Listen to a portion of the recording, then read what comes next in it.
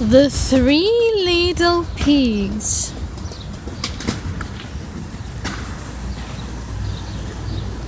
Retold by Ellen Benjamin, illustrated by Lillian Obligado, and this is a book of 1988, New York.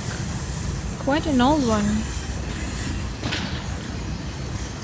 When Mama Pig thought her three little pigs were old enough, she packed them each a lunch, kissed them each on the cheek, and sent them out into the world to seek their fortunes.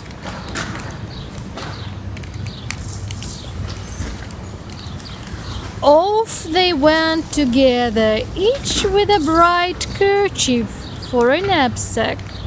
When they came to a fork in the road, they bid each other goodbye and good luck. Then one went this way, one went that way, and one the other.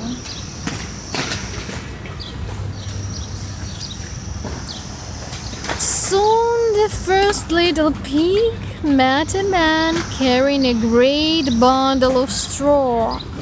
"Please, sir," he asked, "could you spare enough straw for me to build myself a house?" The man did as he was asked, and soon the first little pig had built himself a cozy little house of straw.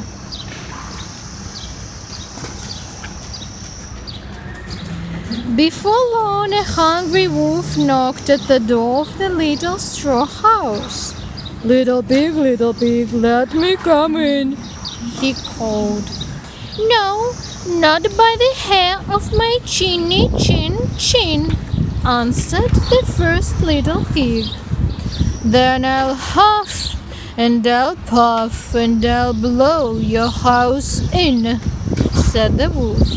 And sure enough, he huffed and he puffed and he blew the house in. But before the house came tumbling down, the first little pig had run out the back door and into the woods. He decided then and there to find his two brothers. The second little pig walked alone until he met a man wheeling a barrow full of sticks. "Please, sir," he asked, "could you spare enough sticks for me to build myself a house?" The man did as he was asked, and soon the second little pig had built himself a snug little house of sticks.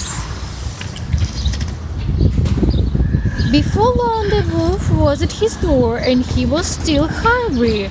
Little pig, let me come in," he called.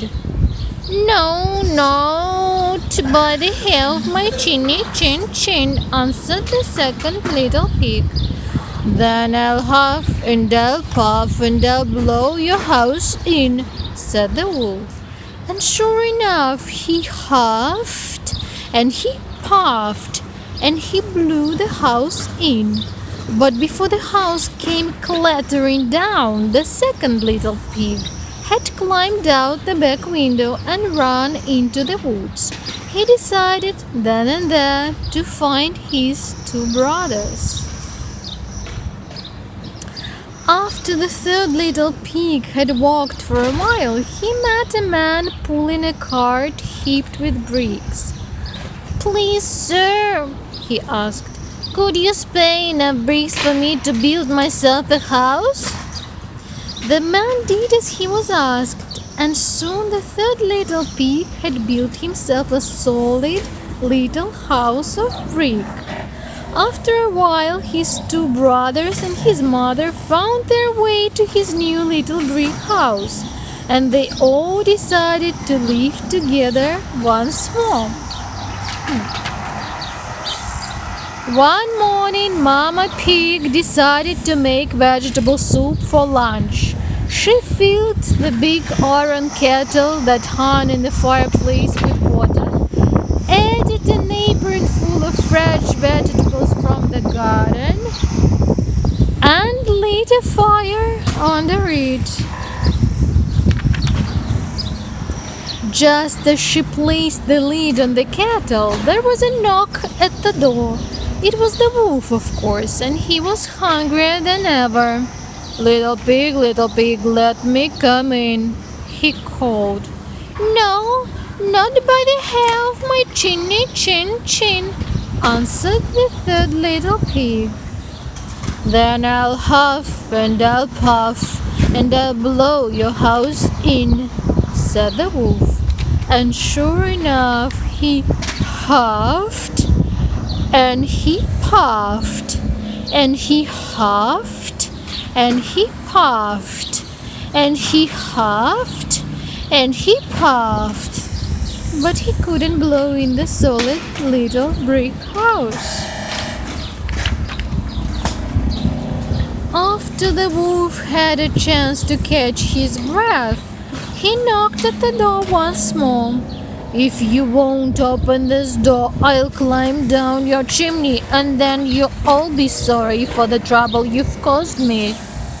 Still no one opened the door, and soon the wolf could be heard climbing onto the roof of the little brick house. Quietly, the third little pig took the lid off the kettle.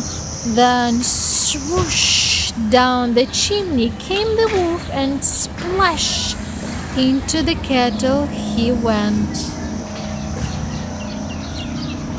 Quick as a wink, the third little pig put the lid back on the kettle, and that was the end of the wolf.